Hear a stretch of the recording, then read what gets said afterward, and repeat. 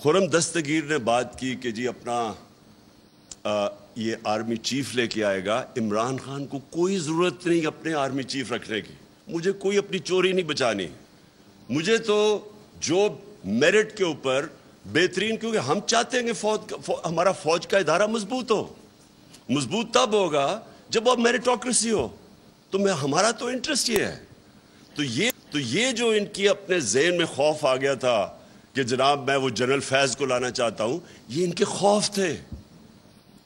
ان کے اوپر خوف طاری ہوا ہے, کیونکہ چوری, اتنی زیادہ چوری جب کر لیں, بلینز آف ڈالرز ان کے باہر پڑے, تو ان کو خوف ہے اس کا. اس خوف کی وجہ سے یہ پینک کر رہے تھے کہ اوہو, یہ اگر وہ نومبر کے اندر اپنا آرمی چیف رکھ لیا تو یہ ملک کو تباہ ہو جائے گا, یعنی ان کی فیوچر تباہ ہو جائے گی. لیکن میں جو مین تھی میں اب اس کے اوپر آنا چاہتا ہوں. دیکھیں, پہلے تو یہ سمجھ لیں کہ امریکہ جب رجیم چینج کرتا ہے تو کیا امریکہ رجیم چینج کرتا ہے دوسرے ملکوں کی بہتری کے لیے؟ اوپر سے تو وہ کہتے ہیں کہ ڈیموکریسی اور ڈیموکریسی, ہم دنیا میں ڈیموکریسی لانا چاہتے ہیں, فری ورلڈ, یہ تو سارا ریٹرک ہے.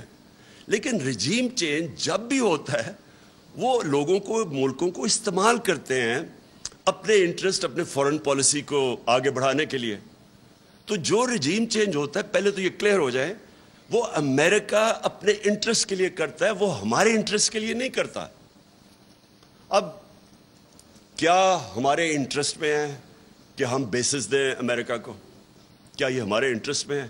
کیا ہمیں پتہ نہیں چلا کہ ابھی یہ جو وار آن ٹیرر ہوئی تھی, اس میں جو ہماری تباہی ہوئی, یہ اسلام آباد ایک فورٹرس بنا ہوا تھا, خود کش حملے ہو رہے تھے, کرکٹ ٹیم یہاں ٹور نہیں کرتی تھی, انویسٹر تو بڑی دور کی بات ہے. کیا یہاں میریٹ کے اندر جو بم بلاسٹ ہوا, تو ہم سب کو پتہ ہے کہ ہم استعمال ہوئے تھے اس میں. ہمیں ہمارے سربراہ کو دھمکی دی گئی تھی تب بھی کہ we will bomb you into stone age اگر آپ ہماری جنگ میں نہیں شامل ہوں گے. اور ہم شامل ہوئے, جھوٹ بولا ہمارے سے. مجھے یاد ہے میں وہ میٹنگز میں تھا کہ نہیں جی ہم تو ان کو صرف لاجسٹیکل سپورٹ دے رہے ہیں. ادھر سے شروع ہوا.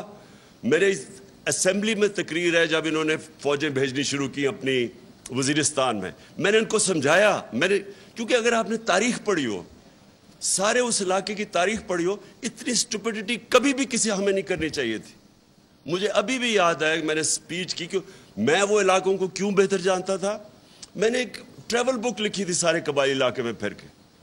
اس ٹریول بک میں جب آپ نے تاریخ پڑھی ہو تو آپ کو پتہ ہونا چاہیے, آپ کو یا پتہ یا نہیں, کہ جو سب سے زیادہ انگریز فوجی مرا تھا وہ وزیرستان میں مرا تھا, یہ قبائلی علاقے میں مرا تھا. 80 سال کے اندر سب سے زیادہ ان کی کیجولٹیز ادھر ہوئی تھی, اور 1947 تک وہ ان کی کیجولٹیز ہوتی رہی تھی. باقی ہندوستان میں امن تھا 1857 کے بعد, لیکن قبائلی علاقے میں کانسٹنٹلی کہیں نہ کہیں لڑائی ہو رہی تھی. 1935 میں آدھی برٹش انڈین آرمی اس کے باہر تھی, وزیرستان کے باہر.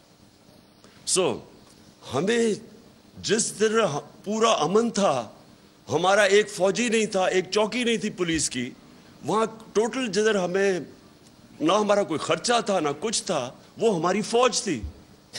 ہم نے اتنا بڑا ظلم کیا وہاں فوج بھجوا کے. اور مجھے ابھی بھی یاد ہے 2003-04 میں جب فوج بھجوائی امریکہ کے پریشر کے اوپر. پھر میں ذرا اب آپ کو ایک انسیڈنٹ بتاؤں. لوگوں کو تو پتہ نہیں تھا کیا ہوا وہاں. لوگوں کو تو وہی جو پیسہ چلا تھا ابھی رجیم چینج کے اوپر ہمارے پہ چلا, جو مصدق کے اوپر چلایا گیا, جب اس کو پہلے تو بدنام کرتے ہیں نا کسی کو, جب رجیم چینج کرنا ہو پہلے میڈیا پہ پیسہ چلتا ہے. تب بھی میڈیا پہ پیسہ چل رہا تھا. مجھے طالبان خان کہہ رہے تھے کہ یہ جی پرو ٹیررسٹ ہے, یہ اس کے خلاف ہے, یہ دہشت گردوں کے ساتھ ہے. مجھے تب یاد ہے کہ اتنی بڑی کیمپین چلی کہ جی جو بھی کہے کہ یہ جی اس جنگ میں نہ شرکت کرو, یہ ہماری جنگ نہیں ہے, جو بھی کہے اس کے پیچھے پورا میڈیا ٹیگ آ جائے. اور لوگوں کو پتہ ہی نہیں تھا قبائلی علاقے کا. میں تو جانتا تھا. سبسکرائب کریں اور بیل دبائیں تاکہ کوئی خبر رہ نہ جائے.